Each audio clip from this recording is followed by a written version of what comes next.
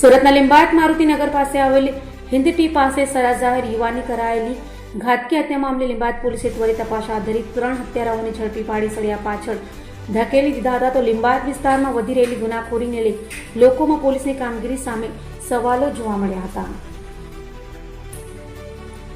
સુરતના લીંબાયત વિસ્તારમાં ગુનેગારો બેફામ બની રહ્યા હોય તેમ લાગી રહ્યું છે. ત્યારે લીંબાયત મારુતિનગર પાસે આવેલી હિન્દટી પર ચા પીવા ઉભેલા આશિફ ખાન નામના યુવાની સરાજાહેર ચપ્પુના ઘા મારી હત્યા કરાઈ હતી. આસિફ ખાનને બંને હાથ, પગ, ગળા, પીઠ, કપાળમાં ઘા માર્યા હતા. જાહેરમાં ખેલાયેલા આ લોહિયાળ જંગમાં લોકો મુખ પ્રેક્ષક બની તમાશો જોતા રહ્યા હતા. જ્યારે હત્યારાઓ યુવકને રેંસી રહ્યા હતા ત્યારે આસપાસ અનેક લોકો હાજર હતા.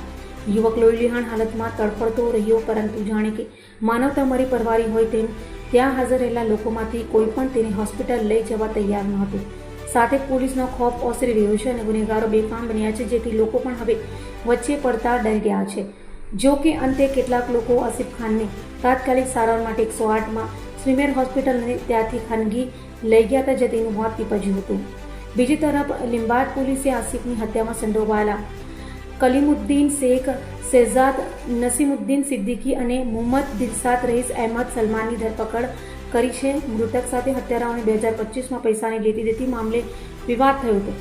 જૂની અદાવતમાં ત્રણેય આસિફ ખાનની હત્યા કરી હતી. તો લીંબાયત વિસ્તારમાં 2 દિવસમાં બે હત્યાની ઘટનાઓ બનતા લીંબાયત પોલીસની પેટ્રોલિંગ અને સુરક્ષા વ્યવસ્થા સામે સવાલો ઉભા કર્યા છે.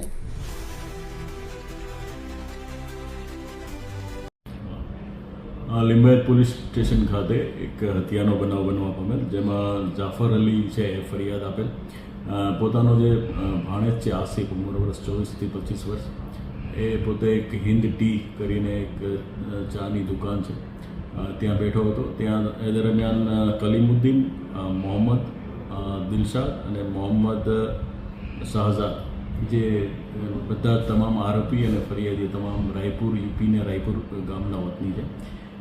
આ ત્રણેય આરોપીએ આવી અને આસિફ ઉપર હુમલો કરેલો, જેમાં પગના ભાગે, ગળાના ભાગે જીવલેણ ઈજા થયેલી, જેને સારવાર દરમિયાન મૃત્યુ પામતા બનાવ હત્યામાં પલટાયેલો. અને એ છે જે સંબંધે લીંબાયત પોલીસ સ્ટેશન ખાતે એક ખૂનનો બનાવનો ગુનો દાખલ કરવામાં આવેલો.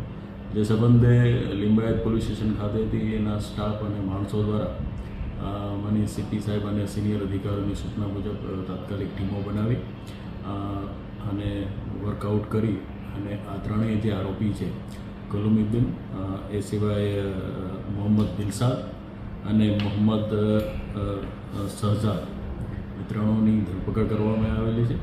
અને આજરોજ એ લોકોને કોર્ટમાં રજૂ કરી અને વધારાના રિમાન્ડની પણ માગણી કરવામાં આવેલી છે.